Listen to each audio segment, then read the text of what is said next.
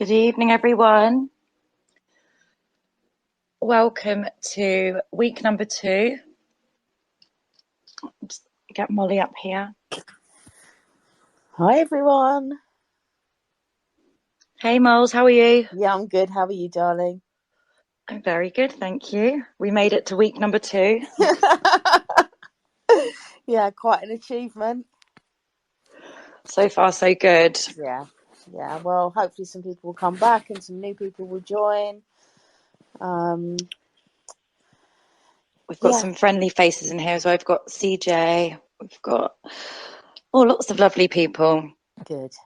Yeah, it's CJ. If you ever want to speak at any point, just request to, and you can come on. I'll talk for a bit, but I love getting questions and interacting. So, if anyone has any questions, either ask to be a speaker or DM Gem because she can keep an eye on it. Also, what was the other thing? Yeah, speaking, raise your hand. Yeah, I try not to bring any other therapies into it, because I want to keep it quite clean around what I teach rather than kind of mixing any other therapies in. So if you want to talk about another therapy at any point, just DM us, and maybe on another spaces when we've looked into it, we can do that. But for now, we want to stick to what I teach, which is based around something called the 3 principles. Which hopefully some of you were with us last week. If not, I will go over some of the basics again today, and then we'll go a bit deeper into it. Jem, have you got any housekeeping or anything you want to say before? I think everything went pretty well last time. Yeah, we don't really want to talk about any sort of anything that we've ever learned before, as in previous traditional, if you like, therapies. This is all sort of brand new, so sort of fresh, clean start. And Moles, if you want to just start going into what the principles are, and then we can have a chat and then bring some people up if they want to ask questions. But if you guys do have any questions, just send me a DM, or if you want to speak, or if you want to be anonymous, I'm happy to ask any questions. Yeah. So just send me a message. Yeah, I work really well with questions, so it's great if you do have any. I think sometimes interacting and that connection really kind of gets the flow going. Yeah, it's just thank you for everyone being here as well. It's really, really nice, especially at this time in the world with lots going on. It's nice to have a place that everything is slightly more simple. So yeah, thanks, Jem. Thank you for hosting as well, darling. So where we started last week was looking at thought, and I think it's really good to keep going over that. We really can't ever go over what the principles are too much. You can literally hear the same thing over and over again, and you will just hear it a bit deeper and maybe slightly differently, because what we're pointing to here is so simple that it's almost complex in its simplicity. So for the mind that loves things to be complex, it can take quite a lot of unwinding. So if we keep pointing back to the fact that we are all experiencing one thing in the moment, which is thought. Okay, so this is what we went over last time, which was we are a radio station, and thought are the radio waves. So we are constantly getting the thoughts coming at us all day, every day. Our world is created within our own minds. What we start to do with this understanding is flip from a world that is always coming at us, a world that is affecting us, a world that is creating our feelings, a world that we're a victim to. And that world that world can be the events, it can be people, relationships, friendships, money, whatever it looks like that like trips you up or triggers you is actually coming from you. And as we uncover that with these principles, we start to become freer. We start to see that we're not ever really a victim in life. What we actually are is the creator of life. And sometimes when we've had a really tough past or we've had a lot happen to us, it's really easy to get caught in that victim mentality. But it really doesn't lead anywhere too good. You know, the victim mentality really keeps us stuck. And to empower and to come back to and understanding where we see that life comes from us really is a game changer. It changed my life around 8 years ago, which I spoke about last week. I know for Gems, it's changed her life. I know that there's other people I've worked with that it really has shown them something different. So what we start to see is that this power of thought is constantly working through us. You know, we have 100,000 thoughts a day. It's constantly lighting up and creating our world. What I found really interesting when I came across this understanding of actually looking at what thought is rather than what thought is saying was that how had I never really looked at that before? You know, how had I never really looked at this what was in my head 24/7 and only ever looked at really the noise it was making and the crap it was saying, and never actually looked at, so what is it? You know, what is thought? What is this that I'm experiencing? And I think once I started to do that, it really kind of changed my world, because I'd become really stuck in my own thinking. You know, I was in my early 40s when I found it. I'd been through quite a bad time mentally, and I really had become very scared of my own thinking. I'd become someone that almost dreaded my own thoughts. I dreaded my own mind. I'm sure people can relate to that have gone through any kind of mental illness, that your mind becomes your enemy. And when your mind becomes your enemy, you then try to control it. You try to manipulate it, to calm it, to do something with the mind that is going to make you feel better. So we start then to get into a kind of a place where we're adding more thought to thought that's the problem, and we start to actually get worse by doing that. So whoever was on last week will remember me saying this, but for people that weren't, like, what we have, this power of thought that creates our experience. It creates every moment. There isn't anything in your world that isn't created by your own thinking. Also has a flip side, which is feeling.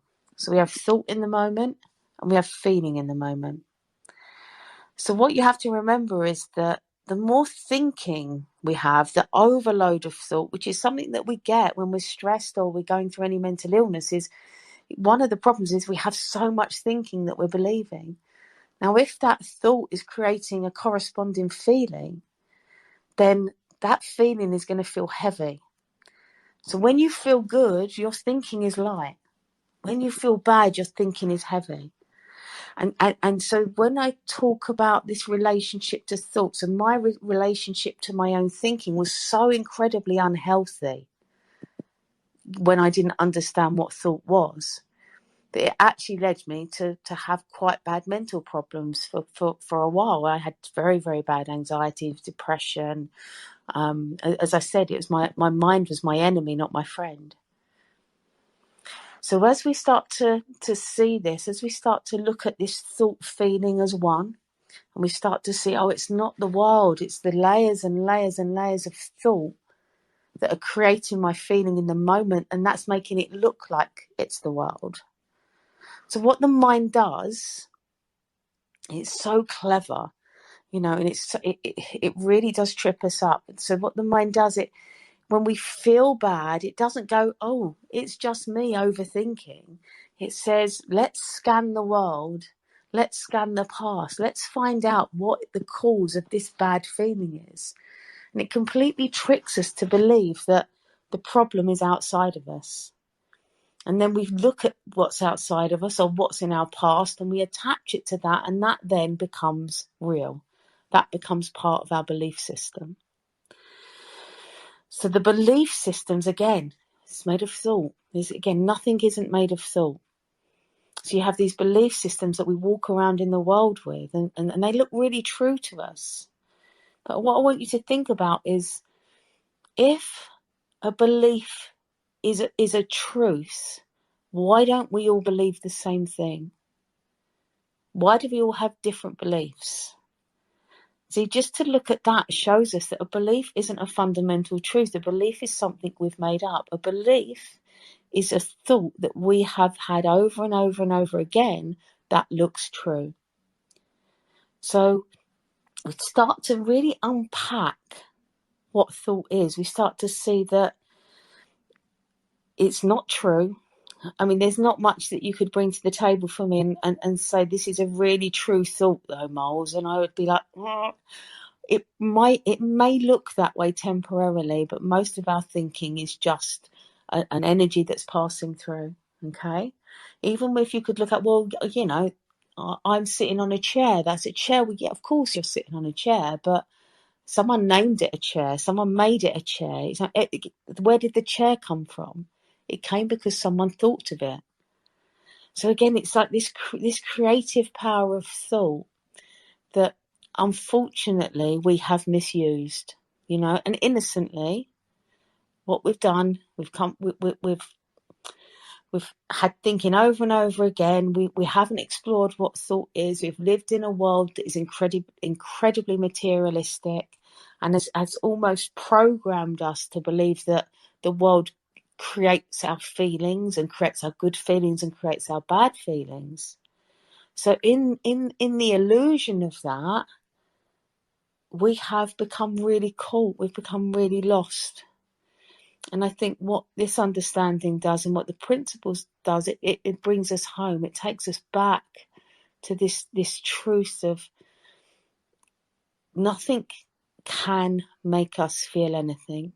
Okay? It's always going to be because of who we think we are, what we've made up about ourselves, what our identity is, what our triggers are. You know, what we believe about the world and how it should look is always going to be why we respond or react in the way that we do.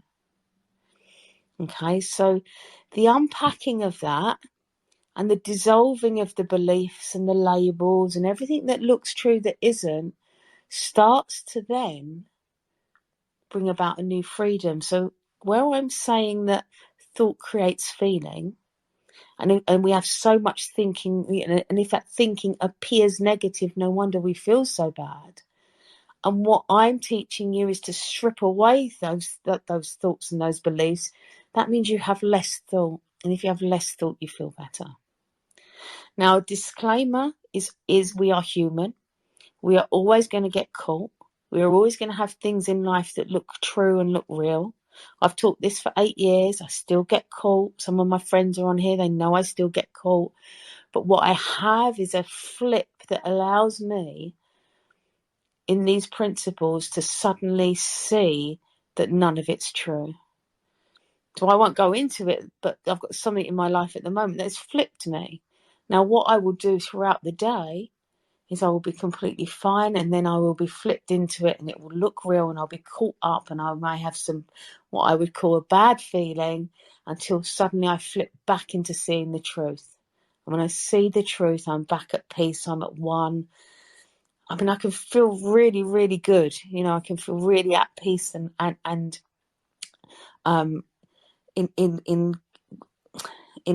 in tune with life, and see that even though this thing has flipped me and isn't something I wanted to happen, I can see that it's exactly as it was meant to be.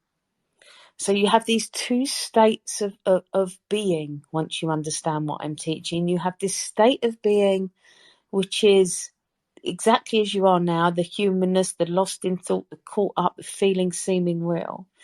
But you have another way of being, which I call home, which is this knowing that it's come from you, this knowing that the world and the people in it aren't creating your feelings, that you have peace and well-being. Okay, there's a quote: all we are is love, peace and happiness, with the ability to believe that we are not. So it's always us thinking that we're not peace, getting caught up in the illusion that take us away. But the deeper you go into what I'm teaching you, the more you'll see that this home doesn't go anywhere. We just drift away from it. Our minds just take us away from it. But we come back to it. And it's always there. You know, it is our inner guidance. It never leaves us. So we see that this thought, this one energy of thought, can look personal. It can look impersonal. It can look like creativity. It can look like so many different things. And that's what we are fundamentally experiencing. So for somebody that is really stuck in a trauma of the past, understanding this undoes it. You know, I don't care what that trauma is. I've dealt with people that have had the most horrific traumas in their life that you would be like, you're never going to get over that one. And there's something in seeing this truth that allows them to. There's something in seeing this that they realise that if what we are is thought and feeling that has the appearance of us in the moment and creating our world in the moment, that is completely box fresh in the moment. Okay, if we have a past that looks like it's completely traumatized us and destroys every moment, then that's how it's going to appear. See, this is what I'm saying about how brilliant the mind is. It will really make it appear true. So what's really true? You know, what's really true about your experiences right now? What has happened to you? Is it happening to you right now? You know, it's not. It really isn't. When is it created? It's created when you think about it. Why do you feel it? You feel it because you think about it. So we start to undo all that conditioning. We start to do all that old belief that, you know, it's unhelpful. It's really unhelpful to carry around all the past with us. It's really unhelpful to believe our thinking is true. It keeps us stuck. And thought ultimately is fluid. You know, it's fluid. It passes by. The worst thought in the world is going to leave you. You know, that's the nature of thought. What happens is, because we don't understand that, it looks like it's solid. It looks like it's fixed. It looks like we're fixed. It looks like what's done to us has damaged us. Now, I can guarantee you, again, as I've seen it over and over again, that their damage isn't possible. It has the appearance, but it's not a truth. Because if it was, people would not recover. People would not heal from what happens to them, and they do. So you can have two people have the same experience, and one gets over it and goes on to have an amazing life, and the other one holds on to it. And they have a miserable life because they believe they are the past or a victim of their past. What is different about those two people is their thought systems and their belief systems. One may intrinsically or organically see that is over. And the other one will probably be thinking and believing that they are damaged by their past. So we begin to see that this unlimited power of thought is always at play. And I don't want you to believe that, how do I put this? So I don't want you to think from what I'm saying that we can control it, okay? That this isn't a controllable energy. This is happening to us. You know, if we could create our thinking, I think I spoke about this last week, if we could create our thinking, don't you believe we'd always have amazing thoughts all the time, and we don't? You know, I still have shit thoughts. I just don't take any notice of them. Well, most of the time anyway. But so we see that this power, this creation is everything. We see that we can move beyond it and be free. I'm sure you all have the experience of observing your own thinking. Because if you weren't the observer of thought, you wouldn't even know you were thinking. So you get to see it. So that's, again, that's something that we're pointing to with this understanding is there's something deeper. You know, you can call that whatever you like. There doesn't, you know, we don't have to have a definitive name for it. It is this energy that we are. depending on whether you're religious or you're spiritual or whatever it is, we all have a sense of something greater. We can all feel an aliveness. We can all know that there's something, that there's an energy behind life. So that's something that, again, that we point to in the understanding, something that can help dissolve a lot of the issues, because when we see that there's an observer at work, we start to see that, oh, well, I can't be thought because I can see thought.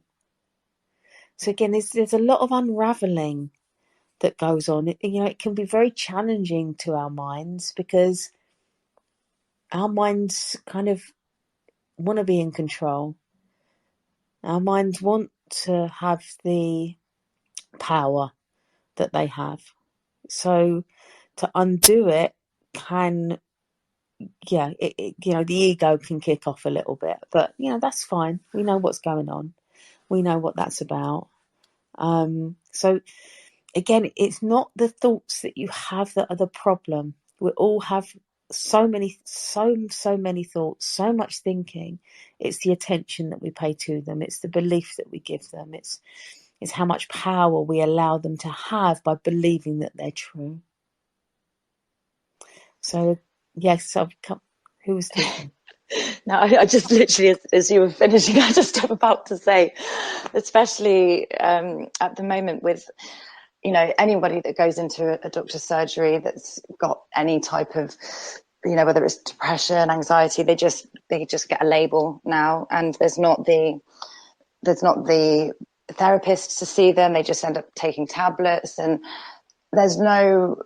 it just seems to be a downward spiral of mental health in the world generally. No one really speaks about it, but it all seems to be very profits driven. It's all about how big pharma can make money. And as you know, Sam, and some other people here, I was in therapy for a long time when I was a child, from sort of 10 years old. And after working with Molly, sorry, Samantha is Molly's real name. We're not.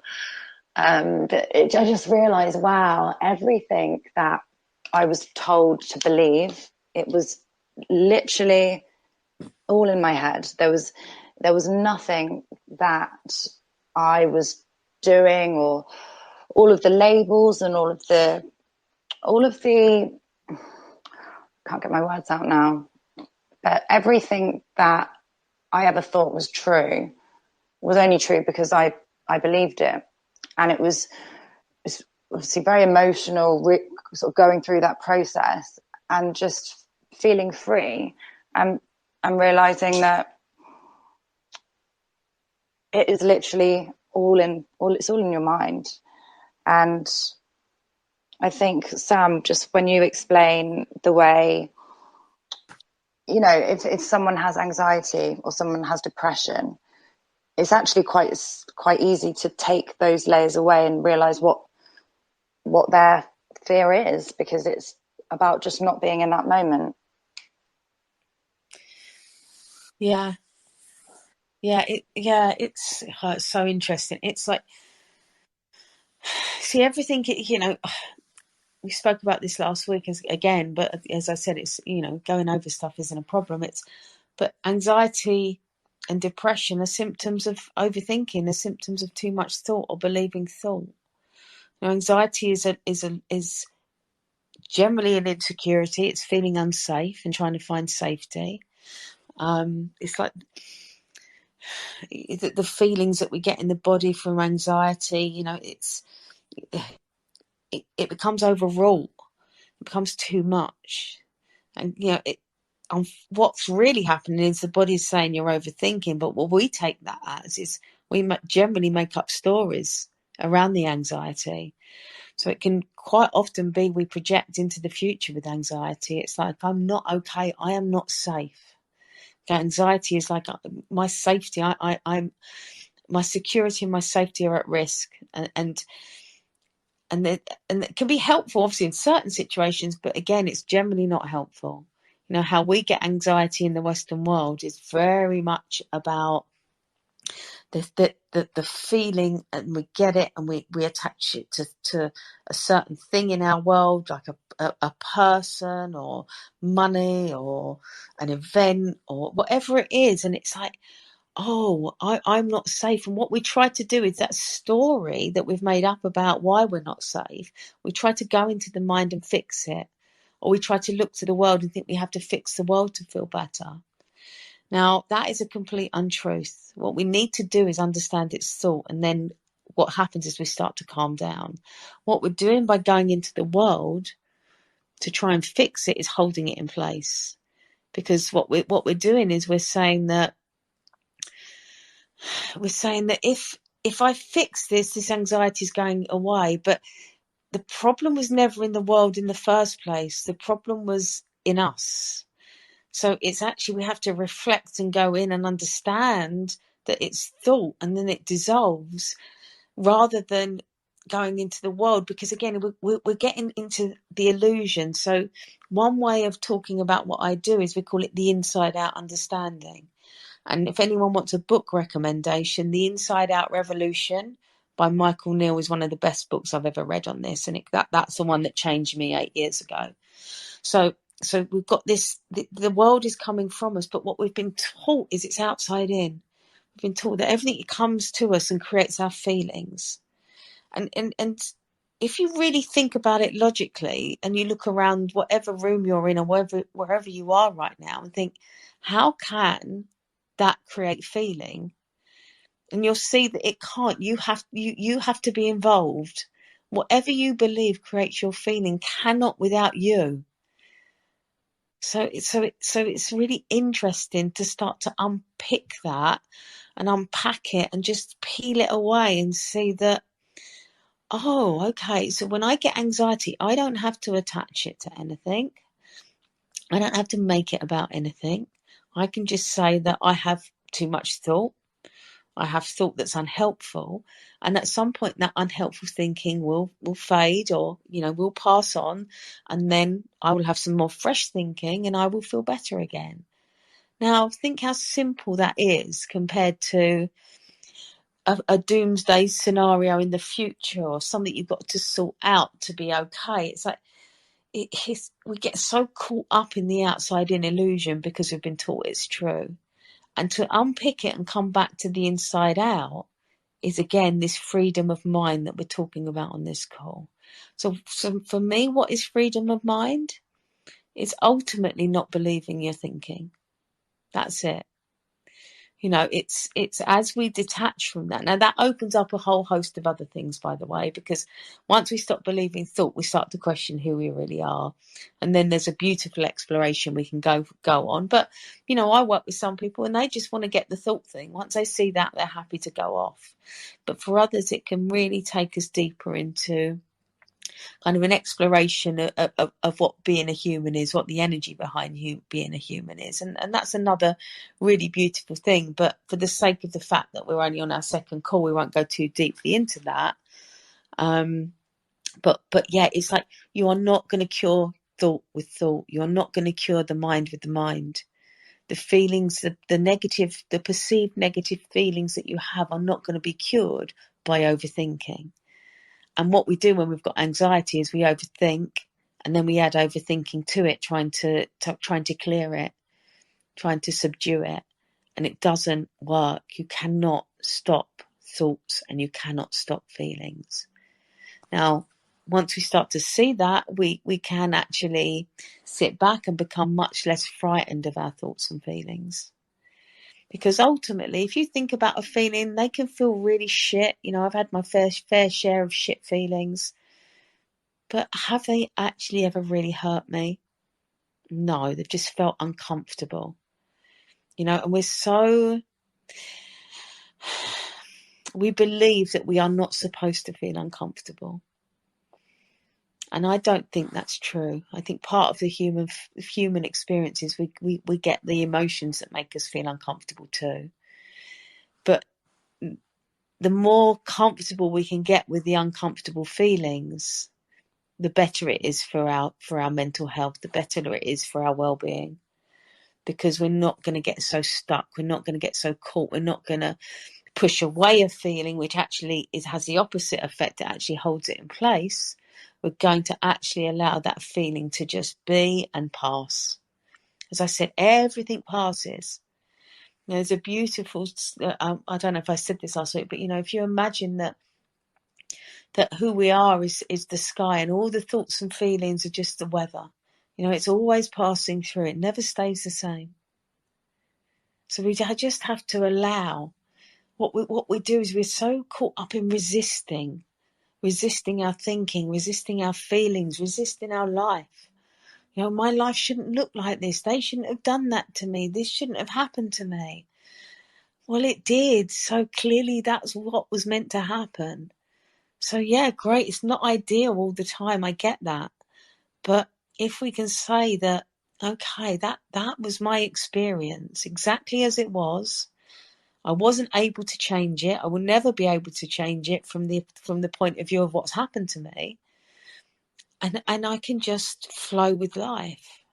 And that doesn't make us passive. We still we are still a dynamic, creative energy. As that's what a human being is. So we will still move forward. But to actually see that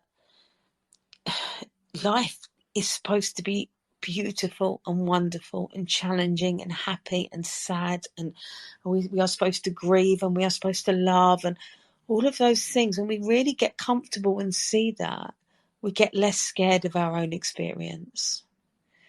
And a lot of what happens to us when we look at mental health or mental illness is, when we've become distressed, is we do become quite scared of our own experience.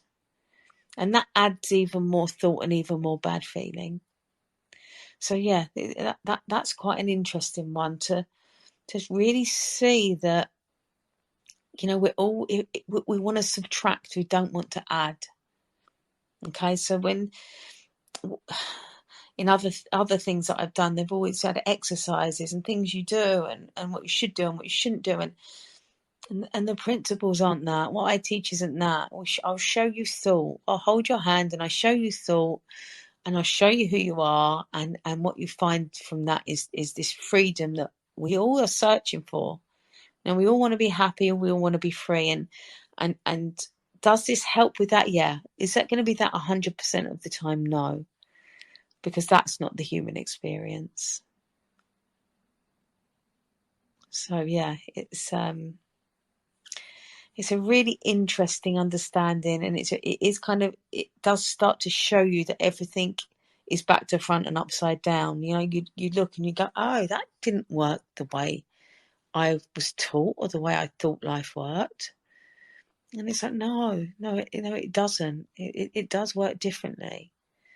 It's that flow, like instead of resisting, just flowing, instead of trying to control, just being. And if you think how much weight that takes off us just doing that, how much easier it is to just see that, oh, this is how it's supposed to look for now. And what can I see from that? What is life showing me now? Because that's always happening too. Life's always teaching us. Life's always showing us. So yeah, but it's like nature. You look at nature. The tree doesn't have to remember to lose its leaves in the autumn or in the fall if you're American. It just does it. There's a natural order, and we forget that we're part of that natural order. I think that's a really beautiful thing to remember, that we are that too. We don't have to force things quite as much as we think we do. We don't have to control things. And life's a lot easier when we see that. And I think, yeah, a lot of the time we're told that we have to, control our thoughts. And when we have so many, and with a lot of other sort of methods, they're telling you to think and make sure that your thoughts are leading a certain way, but then you're thinking about changing that thought, and it's so relieving to realize none of it bloody matters. It's just a thought. And I don't know, for someone personally that's gone through lots of different ways of being told how you should or shouldn't think, to know that the thoughts don't mean anything is just the most, like, groundbreaking world changing thing ever, because it takes away everything you ever believed, and it's just now, and it's here, and it's so beautiful. Yeah, thank you, James. Yeah, it is. It's just it's just so simple. It's so freeing. You know, you're not broken. You're just believing thought. It's like when we believe that we're a human being that is broken and needs to be fixed, and we seek that fixing. We seek to be repaired, and it's like I tried that for years. I never got anywhere. You know, it was when I saw that that wasn't true. I didn't need to be repaired. I wasn't broken. You know, who we fundamentally are is never hurt, is never broken. The humanness can appear that, but that's a very temporary thing. So we start to uncover that well-being. So what I liken it to is if you imagine that your life is a movie, you know, and in a movie, many things happen in a movie, all the good things, all the bad things. You know, a movie would be boring if it was all good. We watch movies because we want to go and we want to have the experience of the ups and downs. So we're watching this movie, and that's our life. And in the movie, it can appear that these bad things happen and they can hurt us and they can damage us. But we're not the movie with the screen. And the screen is never touched. The screen is never hurt. The screen is always whole. The movie does not damage the screen. So this light of consciousness, this light of awareness, this observer that I've spoken about, that we truly are, that's always okay. And when we see that again, that's something that we can really hold on to, and we can really trust. And we can then allow the movie to be the movie. We can allow us to have the bad times that we are, you know, as I said, as it looks to me, as we're meant to have. It's not going to be all good. Life is about everything. We are here to have the full experience. We have the ticket. We're born and we get the ticket to the full human experience, not just the good times. Okay, so knowing we're the screen, knowing that we're that which cannot be touched, starts to soothe us, gives us a sense of well-being. For me, when I explore, like if I'm caught up and I'll listen to something, or I'll work with someone, and I see something for myself, or I explore the principles, or sometimes I'm just driving along and I get this experience. It's just a sense of peace. It's just a knowing that I'm in this illusion of life. I'm in this movie, and that's what I'm experiencing. And that this deeper sense comes, and it's so incredibly peaceful and comforting and loving, and it's quite hard to explain, but we've all experienced it. You don't need to know the principles to have experienced this. We've all had it at moments of in our lives where we've dropped out of our own thinking, our personal thought, and we've touched that space. You know, and when we do that, we know how it feels. Now, what I think the principles does, it makes us more aware of what that space is, and it allows us to access it more. Although that's that's kind of the wrong way around. It accesses us; we don't access it. But you know, for the sake of explanation, that's how it looks. So this piece that we always are, this untouchable, unbreakable, beautiful energy that is this humans that we are. You know, when we see that, we know it's okay. You know, when we see that, whatever life throws at us, we're aware of our resilience. And our resilience doesn't come from our personal mind or the fact that we're a strong human or something like that. Our resilience comes from knowing who we really are. You know, and you know you're that because I'm sure every one of you has bounced back from some really tough events and experiences in life. So we have that bounce back ability. We have that. We're not a fragile egg. We're one of those crazy bouncy little balls that, you know, you throw it and it goes and it never stops, and you can't damage it. It's never going to be destroyed. You know, probably going to be on the planet forever. But you know, it's like, who do we think we are? Again, so valuable to know. So So enriching to know who we are. Again, the disclaimer, of course, we are still going to get caught in being human and thought and feeling. It will appear real. We will get lost. We will get upset. But we will have the experience at some point of knowing again who we are and coming back to that and feeling peace. So when I work with people, and especially some that have been in therapy for a very long time, when they get off the call online, or if they leave me, they go, at the end of the session, they go, wow, I feel really good. Like, I used to come out of therapy feeling like shit. And I go, yeah, because we're taking away what's not true. We're not diving into that movie. So what happened at 22 years old in the movie? Oh, that's why you're damaged. And we need to keep going over and over and over that for you to be fixed. And if you think about it, when you come into this understanding, that makes no logical sense. That 22, whatever age it was, whatever happened to you, gone, doesn't exist anymore. You can't take me there. You can't go there yourself. When does it appear? It appears when you think about it. The thought of the past comes in, again, has the matching feeling, creates the experience. We feel like shit.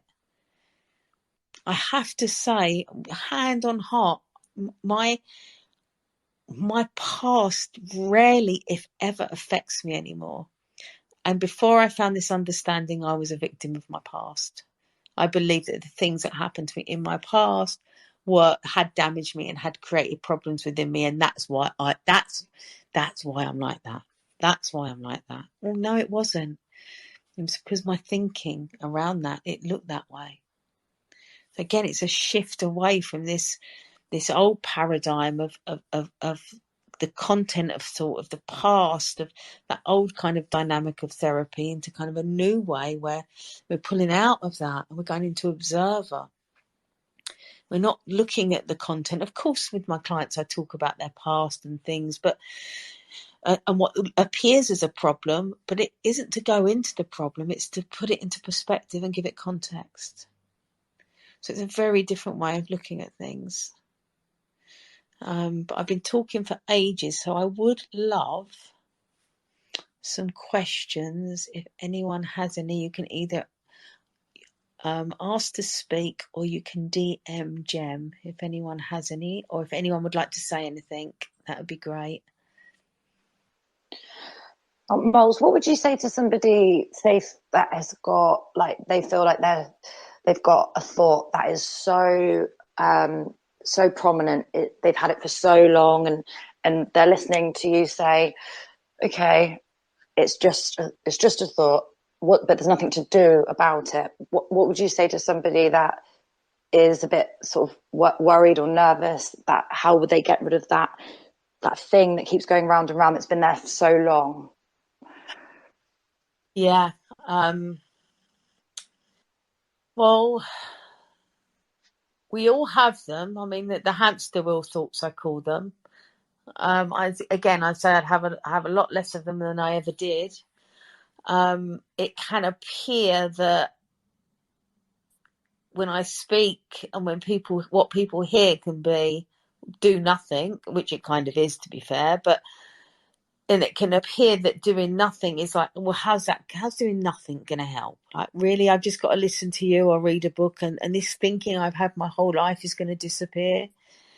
Well, actually, yes. Now, what you have to do is have no agenda on it disappearing, because that thought, because you have invested in it, because you see it as a truth rather than just an energy of thought, it has power. Now, what we're doing in the conversations and is constantly dissolving the power of thought, as in the power of the personal thinking. Thought is incredibly powerful. I'm not taking that away, but as in those personal thoughts, they have the power because we believe in them. Okay, so this understanding starts to flip it, so we look at that thought and we see that that's a neutral thought. So that hamster wheel thought is completely neutral. It has no power. It doesn't matter what it's saying. It really doesn't. It's just this energy of thought. Okay. So when you start to see that, there's something that happens that starts to dissolve it, that starts for it to fall away. Now, I can't tell you if that's going to happen in 1 hour, 1 week, 1 month, 1 year. But I do know that it happens for most people, if not everybody, that sticks in this understanding and sticks in this conversation.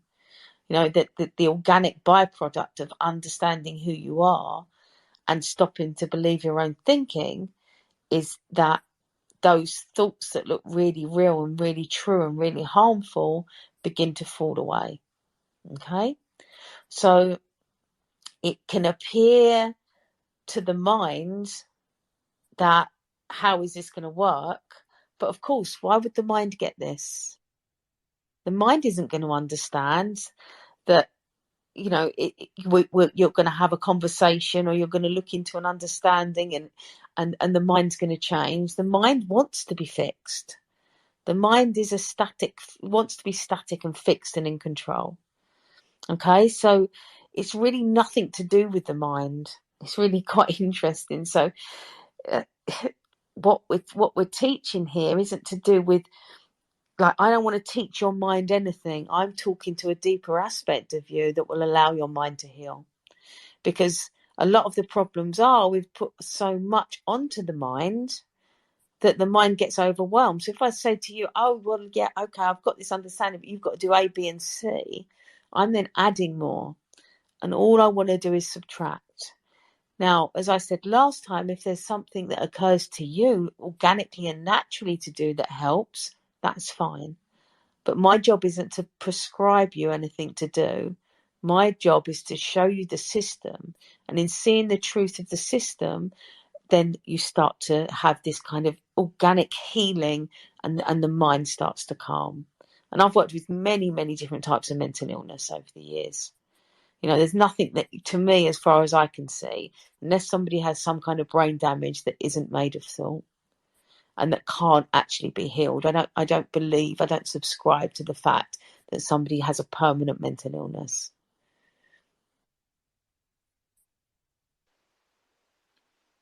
Thank you. That was lovely, Sam. And I think, well, I'm not going to think. I'm just going to say welcome to Wynnum, who's just asked to speak. So if you want to unmute yourself and ask any questions.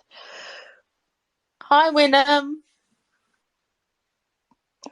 I think he might have disappeared. Oh, no, here we are. You're coming back. If anyone else has any questions, please ask. I really like the interaction and the connection with people. Must be somebody. Maybe everyone's shy. Yeah. Well, I suppose a lot of our followers are American, aren't they? So it's kind of like it's quite early there, still early in the day, isn't it? Yes. It's nighttime here for us. Oh, I've got some requests coming in. That's cool. Oh, wow, suddenly a lot. I'll let you wade through them, Gems. Okay, so we try and go in order, or whoever wants to speak first. Let's go. Hi, Ryan. How are you? Hi, good afternoon. Where I am. How are y'all? Yeah, good. Hi, Ryan. Thanks for speaking. Hey, yeah, I appreciate y'all imparting y'all's insights. Pretty refreshing. I'm just kind of just sitting here, just chilling my day off, and it was nice to just hear y'all sort of try to just mention that, just to step back kind of away from the thought, and just to sort of, and I really resonate with you saying, like, kind of just be comfortable with being uncomfortable in a sense, because it's true. Like right now I want to get into cybersecurity, for example, but I'm like really reluctant, just in this, like, I'm trying to rationalize to myself, like, to sit with it, because I know that it's profitable and there's like a demand there, but it's like I have to be that person, and it's like, I'm not that person, and it's a matter of like trying to become comfortable with becoming that person in a sense. And so I don't know, it was really cool, like a lot of what you mentioned as far as like just kind of diving with it because I've been with therapists and it's just like, I don't know, I kind of, with the way I am, I'm already kind of just like, I already do things a certain way. Um, and I'm not going to connect with people like, and I've also like, I've recognized in my history where because I've had like narcissists in my life. I'm sure everyone has, but like I've recognized patterns with my therapist, like with my last therapist, and just like trying to bond through like my wounds, and it's like that's pretty dysfunctional. So I thought it was really good, just what y'all shared, because it's not so much of like judging me as a person, like I'm not like like that I'm irredeemable, like you were saying, but sort of like sitting with, okay, this is why I did it. So anyway, I just really Yeah. appreciate y'all sharing that. Oh, thank you for saying that, Ryan. Thank you for coming on and talking. I'm glad you're enjoying it. Yeah, good. So that was refreshing. Because Oh, thank you. yeah, because I'm pretty like I don't really go out much because I don't know, people are kind of weird. So I don't know. It's a dangerous world, but I mean, not to say that people aren't great. Like there's definitely opportunity out there, but you know, Yeah. Well, just realise that the only thing that's ever holding you back is a thought that you believe. So if you want to do something, you go try it, and if it doesn't work out, it doesn't work out. We have to begin to see that there's nothing on it. It's all experience. So yeah, yeah, of course, there's things we're going to resonate with and want to do more than other things. But if there's something you want to do, but your mind's saying, oh, it may not work out, or whatever it may be, it's like that's just more bullshit thinking. So just like, Hmm. I'm just not going to listen to my mind. I'm just going to go and give this a go. Right. That's great encouragement. Yeah, I guess it's just a matter of just like quit, like tell my mind to shut up. Don't frame it. Like just sit with it. Just be with it. Because I guess my problem is like my brain wants to like start um like characterizing the activity as uh unbearable, and it's like no, I need to just recognize how I'm like viewing like how my brain is sort of like structuring the moment, like you were saying, and just kind of like dissect it and just kind of Yeah, like be comfortable with it, I guess. I don't know. But yeah, yeah, like yeah. yeah. No, that's cool. Yeah, just observe. Just Right. see, take any notice of it. Just observe the mind and do what you want to do, and actually the and anything that if you're making something unbearable, that's not coming from the thing, that's coming from you. You're creating the Yeah, unbearable nature of it in your mind. I agree. Okay. Good luck. Thank you for talking. Cool. Yeah. Thank Thanks, you for Ryan. letting me have the floor. And now we have Timber Owl. How are you? Hey, pretty good. Hi, darling. Good. Nice to have you. Yeah, so I have a question. If you addressed this, I must have missed it. But we talked a lot, or you talked a lot about like your past and having like thoughts and memories from your past like haunting you and stuff. What about people, like what is the guidance for people who are in a situation right now? Like it's not their past, it's like their present, that they're in, say, a traumatic situation. Okay. I mean, that's tough to talk about on here because, Okay, I feel but better hearing you say that. no, because what it is that if I was sat with someone that was going through trauma, I could really dig into it and we could kind of put it into perspective. As I said, life isn't always going to be easy. We're always going to go through things. So yes, now, is it possible to be at peace within a traumatic situation? Absolutely. People do. Some people, we know how people react to trauma. Some people, they're very calm and they kind of go through it and they're very zen, and other people freak out. So we have to begin to see it. It's still our reaction to what is going on. Now, dependent on that trauma, and again, this is where we can't really get into this on a spaces, it would be, what is that trauma? Is that a grief? Is that a loss? Is that somebody in your life that's abusing you? Because then you have to think about removing yourself from situations. So obviously there are actions to take within the world. You know, if we're in a situation that is particularly unhealthy, but we have to see our reactions are still ours. Our thoughts and feelings are still coming from us. The beauty of that is it allows us to deal with the trauma much more effectively than being caught up in thinking the trauma is creating our experience. That makes a lot of sense. Thank you. Good, you're welcome. Thank you for talking. Thank you. And Wasted Sleep, how are you? Are you there? Yeah, sorry. Yeah, I'm here. Very well, thanks. I didn't really have a specific question. It was more just to thank you both, especially you, Molls, for for sharing, for making the time and sharing this, because it is helpful. It makes sense. It's nice to hear someone talk about these things in such an open way and a knowledgeable way.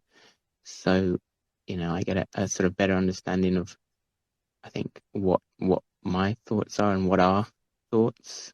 So yeah, I think everyone does have, things in their past that they just rather not think about or rather forget and things. But I think I've always managed to do that. But it's nice to know that there are other ways of thinking about it than just the sort of standard way that you sort of hear about and read about and see in films, I guess.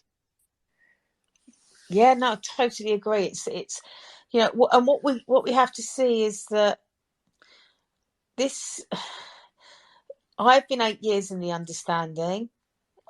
I have still only seen a glimpse of what I'm talking about. Because actually, as I said in the beginning of the call, this is an infinite understanding. This is something that we can go deeper and deeper and deeper into. So I always have the opportunity to see it more deeply myself, to see where I'm caught in thought, to see a belief that still looks real to me that isn't. So it's a case of, we can get little glimmers of it and bits of it, and it's good to know. But for it to be confirmed, and also for us to keep diving into it, it's like we're always going to hear something new. When I work with someone, and so people come and go, and some people stay with me and they love the conversation. Other people do some work and then they come back again like a little bit later. And when they come back, it's like we talk, and it's like, they're like, yeah, I'd forgotten that bit. Oh my God, oh yeah, that, of course, that's thought too. And I say, I do see it, but there's something about the still getting into the conversation that's helpful. And I say, it's a bit like, you have a dirty windscreen, you're driving around for days and you don't notice because it just gets dirtier and dirtier as you're driving around. And then suddenly you might put your washers on and your wipers on, and suddenly the windscreen's clear. It's like, oh my God, I can see again. It's clear. I didn't realise how dirty it got. Well, that's our minds. They get full of thought. And then we have these conversations, and it's like the wipers coming on and washing it away. And suddenly we have our clarity back. We're like, okay, that was me again. Yes, that was thought again. Yes, this is how it was supposed to be. Yes. That's a really good analogy. Good. And it's just doing this and even having these conversations, or even just listening to these conversations, I think it's really helpful just for people in general. I've noticed in several spaces recently, which were completely related to crypto or coins or NFTs, there people start mentioning mental health as well, or mental well-being. It's quite a common theme amongst from what I've seen, at least, amongst people who are involved in this space, in the crypto space. Yeah, I think, I haven't been on those, so I can't say, but yeah, of course, we're all 100% of the time experiencing our minds, so people are going to talk about it. Again, what I love about this is the simplicity of it. We get to talk about it really simply and really beautifully. And I think a lot of people around here are very open-minded, which helps. Yes, definitely. Yeah, I think so too. So yeah, no, that is really good. Thank you, Wasted. Thank you for talking. That was a good analogy. It's like feels like being in this space is like going through a car wash. Actually, Yeah. it's sometimes I forget to speak because I'm just listening to you. Thank you, Wasted. And now we've got darling CJ. Welcome. Hi, can you Oh, hear me? Hey. how are you? I'm great. How are Oh, you? it's so good to hear your voice. I know it's been a while. I know. Yes. Oh, I love that you guys are doing this. This is great. Good. How are you Yeah. doing? I'm doing excellent. Good. Have you got anything to say about the principles? Yeah. So I started following the principles, I don't know, 4 years ago. I think I started working with you. Yeah. Yeah. And my mom had just passed away, and I was just in a really bad space. And it just changed my life because I had all these negative thoughts, like that just kept going around about this. And you told me to serve them tea. And I hope that like really resonated with me because I would just think about them. And then once I let them go, I just was able to have other thoughts come in because I gave them space, right? Mm. Yeah. And I think, I don't know, maybe it was Ryan who said something about his work and not thinking he could do it and had like hyped it up. Is that right? Yeah, I think so. Yeah. Yeah. And so that was one of my problems that I had, right? Like, Yeah. I had these thoughts about what I was going to do with work and never, kind of never thought that I was good enough. And then you showed me that my thoughts were creating these stories about things that I hadn't even experienced, right? And Yeah. so, yeah. So just being able to let go of that, like my life dramatically changed in 4 years, right? Yeah. Like I got married, I got promoted. I just got a huge promotion, something that I would have never thought I could do before until I found the principles because I never had my mind open enough to think those things. So I love your work. It's wonderful. It really has changed my life.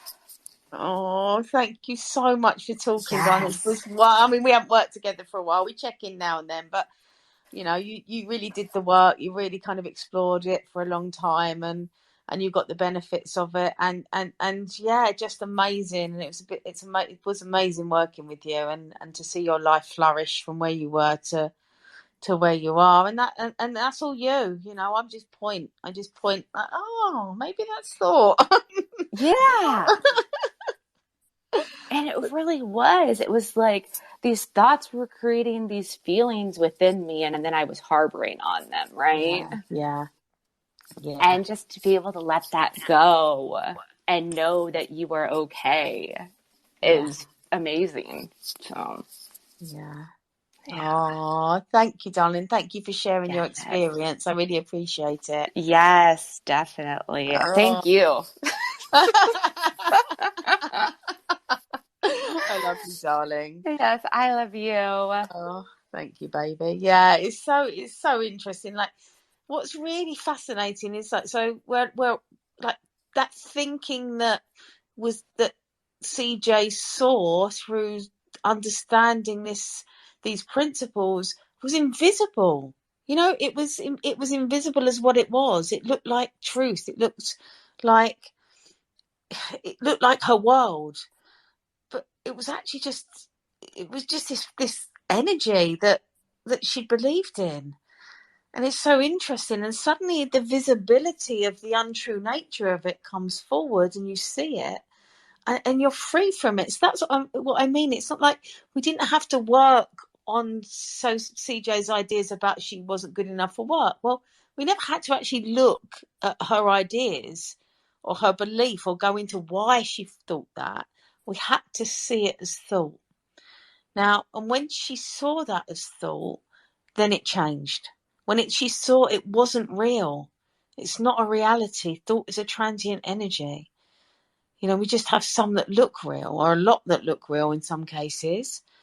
And when you challenge that, when you do that, it dissolves. It really is about saying to our thinking, or observing our thinking, and saying, is that true? Okay, are my thoughts true? And they're not. And this understanding shows you that, it opens the door. So again, with CJ, all I do is point. With Gem, all I do is point. It's like that they come to me, we have beautiful conversations, I point to what's true, and then there's a dissolving of what isn't true. And then through that, this shift happens, and this new thought's allowed to come through. Fresh thinking, healthy thinking, that dissolves all this old crap that we believe. And that's true for everybody. There isn't anybody that isn't the principles. There's not an experience that isn't made of the principles. And there isn't anyone, as far as I'm concerned, that can't benefit from knowing them. That's why we want to do this every week. I know how beneficial they are. I know how helpful they are. So we'll get on these calls and we'll help people and we'll point them home, and they'll get to see what's true and what's not true. Okay, and by seeing what's not true, you come to what is. Okay, and what is that you are that which never changes. The changeable nature of who you are isn't the truth. What sits behind that is true. That's what I'm pointing to with this peace, with this understanding, with this consciousness. It's always appearing. Okay, that's the truth. And there's something that our minds can't quite grasp about that, because it wants to be in control, but it will quieten the mind down. I would like to think that everybody that's on this call will get off and be in a more peaceful state of mind, that has seen something a little bit more deeply about the human experience or about thought. And there's a settling down. It's really interesting, because as we say in the principles, if you're caught in thought, don't add more thought. Leave it alone. It will pass. And we look at nature, if you've got a bucket of dirty water and you want it to clear, you leave it alone. You don't keep mixing it up. But we've got lost and caught in this idea that we have to keep going into our thinking to cure our thinking, and we just make it worse and worse and worse. We go over our past and we make it worse and worse and worse. It's not necessary. It's innocent. We do it innocently. We get caught up innocently. We try and fix it innocently.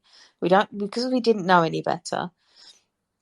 But now we start to. Now we begin to. Now we begin to come home. We begin to see who we are. We begin to have a fresh experience of ourselves, of the world. Because actually, when we're having a fresh experience of ourselves, we can only have a fresh experience of the world, because our experience of the world is coming from us. So yeah, it's wonderful, and it's wonderful to see the results in people that I love as well. That I only met Gem and CJ on Twitter a few years ago, 4 years ago, and you just get to see the changes, and it's wonderful. And yeah, and I hope that you guys hear something and read books or kind of explore for yourself, and you experience that too, because as I said, it's available for all of us, and what's beautiful about this, it's not just for people that might feel distressed in their mind. We all have overthinking, we all have stress. It's like, this is the principles aren't just about mental health. They're used in mental health, they're used in prisons, they're used in big business. There's Fortune 500 companies that hire principles coaches, which is what I am, because they see the benefit of clearing away the bullshit. Because if they've got like a big problem in the company and they get somebody in that's going to do this work, that as they clear the minds of whoever the team is that they want to work with, this fresh thought can come through and solutions come through. There's some amazing work done in many different areas with this understanding. So as a trader, as a crypto trader, how are you going to operate better at a high stress level with lots of thought? Or are you going to operate better when the mind slows down and settles, and you can be present with it? Of course, we're always better when we're present. And the principles allows the presence, because as soon as we challenge the mind, we come back into the moment. So yeah, it's really a really powerful, all-encompassing kind of yeah, it touches every area of your life, you know, the understanding. So I'll get someone come to me because they've got a relationship problem or a work problem, and they'll find that it touches other areas of their life, because we're talking about a truth of who we are, and we're going back upstream to what thought is. So of course that's gonna change everything, because you're just not just looking at one area, you're looking at the totality of your human experience and what creates the totality of your human experience. So it's really interesting stuff. So again, has anybody got any more questions? Gems, have you got anything to say? I just feel so peaceful. And I don't know if anyone else has got any more questions that they want to ask, or yeah, it's just been really wonderful working with you, Molls, because it's been, I just feel like I can live without having to. I just don't have any worries or any stress anymore. Obviously, sometimes you fall back, but most of the time I'm great. And I never thought I'd be able to say that. I spent so long sort of pushing to be as positive as I could, because I thought that's what I needed to do. And it's really fucking hard work, really hard work. But then when you realize actually there's nothing to do, because you were always okay, you just sort of told yourself you weren't. It's the most beautiful thing in the world. So I thank you for my life, literally. We do have another couple of people that Okay, I want questions, but then we want to sort of call it off in about sort of 10-15 minutes. Perfect. Because it was over 2 hours last time, so I think we get to about 9:30. So if we have these two people, and then we'll call it a night. Okay, no worries. So we've got email. Sorry, I was looking at your profile pictures. Malek. Well, it's Maliac. It's close to maniac, right? So Okay. Apologies. Hey, Maliac. yeah, no problem. Well, I was actually on my other profile before, but I got shut down for some reason. So I'm just here on my second profile. Thanks, Molls, for doing this. It's been cool listening to. I was curious about how you relate this to artistic work. Like what the benefits is of having freedom of mind when you are exploring your artistic side and creating art, basically. That's a great question. What I found helpful was, so I created art before I understood the principles. What I found when I understood the principles was that where that art was coming from, and how the apparent blocks weren't quite as solid as they appeared when I may go into a phase of creative block. So what I see is that life is a creation. We are creation. So creativity isn't just the realm of the artist. Actually, what I see is the realm of a human. But some of us get lucky enough to kind of see that and to be able to create within life. So we do get to paint, or whatever it may be, sculpt, sing, write songs. Hello, is it me or did everyone go silent? Hello. So I'll just mute everyone apart from. Sorry, carry on, Molls. Okay, was I silent, or was that okay? Okay. No, everyone heard you. I think Cody just unmuted himself. Okay, right. So I'll get back into flow. Yeah. So what we are is this creative energy, So when we create, Is it my turn? Can I ask a question? Hello. What's going on? Sorry, carry on. I've just removed him because he just kept interrupting. Carry on. Okay, yeah. So Maliak, so what it is that it's just a deeper understanding of what that creativity is, allowing it to flow through, and I do believe it's incredibly helpful to understand these principles, because we get, if we get blocked, it's just thought. If and when we're creative, it's coming from a deeper aspect of thought, and we get to kind of really know that feeling. So like, I know this feeling. I know when I'm caught in my head. I know when I'm more into the creative aspect, the deeper aspect of self. And how do I know where I am? Because of how I feel. If I feel a bit caught up and a bit crap, I know I'm in my head. If I feel more at peace and at one, I know I'm seeing more truth. Is that helpful? It is, yeah.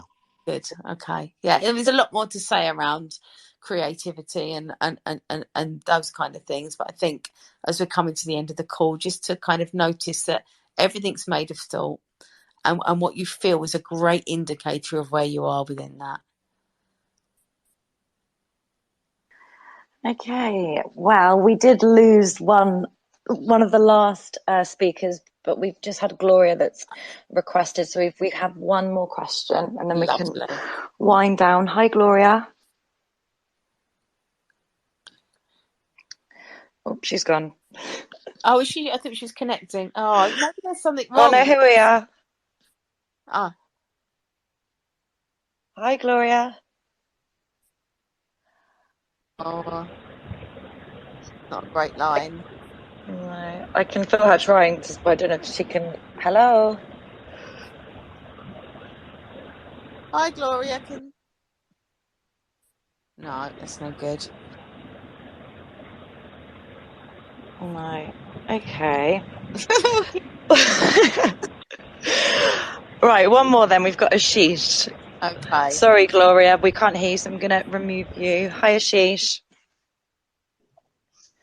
Hello, sorry, I think I had a noisy train, but I'm very glad to be connected. But there's a quick question. So when you do some stressful job, when you know this is the time you should be doing something different and maybe do full-time trading and leave the corporate life. So when do you know when is the time? You'll know when you know. I think overthinking it is not going to give you an answer. What you have to remember is that decisions come through us. They don't come from overthinking. It can really look like we have to overthink something to come to a decision, and that's actually ultimately isn't true. When we have a decision, it's usually an aha moment. It's like, oh, that's what I'm going to do. So it's really a case, like the old saying, when you know is really true. I have a saying which is, I don't need to make a decision, but a decision will be made. And it's always true. I find if I get too caught up in my head about what I need to do, I'm not getting anywhere. So it's that settling down. It's in understanding these principles. It's in that coming back to source that we start to go, okay, I know when that right moment is, it will reveal itself to me. So back to that trusting a little bit more of life, a bit of more trusting that you're going to go where you need to go when you need to go there. Thank you. That was very helpful. Oh, you're welcome. Yeah, don't get too caught up in thought. That's very unhelpful and is never going to lead to an answer. I'll remember that. Good. Okay, so I think that might be us. Because yeah, last week it was just over 2 hours. The energy was so high. There was maybe 12. Yeah. Well, we were full of speakers, weren't we? Tonight's been a lot more peaceful. Yeah, very much so. Yeah, it's been wonderful. Nice. It's been nice to have everyone here, and thank you, Molls. You're welcome. I just want to say thank you to everybody. Thank you for your questions. Thank you for listening. Thank you for showing up. This is a free space. If anybody would like to donate for Mine and Gem's time and for a project that we want to work on together, then either get in touch with us, or there is a link, I think, on our tweets about this spaces where you can do that. But if not, that's absolutely fine. As that it's not about that. But we're going to keep going. We're going to do it every Thursday for a while and just see where it leads. And if you have any questions or you'd like to speak next time, please let us know. But stay in the conversation. Like, don't think like because you've heard one spaces that, oh, you're done, you've heard it. It literally is something that will deepen and deepen and deepen over time. If you want to reach out to me about working with me, that's absolutely fine as well. Just DM me. But yeah, just thank you all so much, and thank you, Gem, and thank you everyone that spoke, and to CJ, it was lovely to speak to you. I haven't spoken to you for a little while. Yeah, so over to you, Gem. Well, I think that we've pretty much rounded it up, and yeah, we'll see you this time next week, won't we? Yeah. Did you? I thought you were going to read something, or did you change your mind? Oh yeah, I wasn't I? Yeah. Okay, let's do Desiderata, my favourite poem, as most people know. Okay, so go placidly amid the noise and the haste, and remember what peace there may be in silence. As far as possible, without surrender, be on good terms with all persons. Speak your truth quietly and clearly, and listen to others. Even to the dull and the ignorant, they too have their story. Avoid loud and aggressive persons, as they are vexatious to the spirit. And if you compare yourself with others, you may become vain or bitter, for there will always be greater and lesser persons than yourself. So enjoy your achievements as well as your plans. Keep interested in your own career, however humble. It is a real possession in the changing fortunes of time. Exercise caution in your business affairs, for the world is full of trickery, but let this not blind you to what virtue there is. Many persons strive for high ideals, and everywhere life is full of heroism. So be yourself, especially do not feign affection, neither be cynical about love, for in the face of all aridity and disenchantment, it is as perennial as the grass. So take kindly the counsel of the years, gracefully surrendering the things of youth. Nurture strength of spirit to shield you in sudden misfortune, but do not distress yourself with dark imaginings, as many fears are born of fatigue and loneliness. So beyond a wholesome discipline, be gentle with yourself. You are a child of the universe, no less than the trees and the stars. You have a right to be here. And whether or not it's clear to you, no doubt the universe is unfolding as it should. Therefore be at peace with God, whatever you conceive him to be, and whatever your labours and aspirations in the noisy confusion of life, keep peace in your soul. With all its sham, drudgery, and broken dreams, it still is a beautiful world. So be cheerful and strive to be happy. Oh, thank you. That's beautiful. I think that's a perfect ending. Thank you. That's so lovely. And to say that we have recorded both weeks. So we are just looking at how to get the recordings out as well. So, yeah, we're going to keep recording them and do something with those. And just thank you all. Love you all. And thank you, Gems. And we will hopefully speak to you all next week. Yeah, thank you, everyone. Lots of love and see you next week.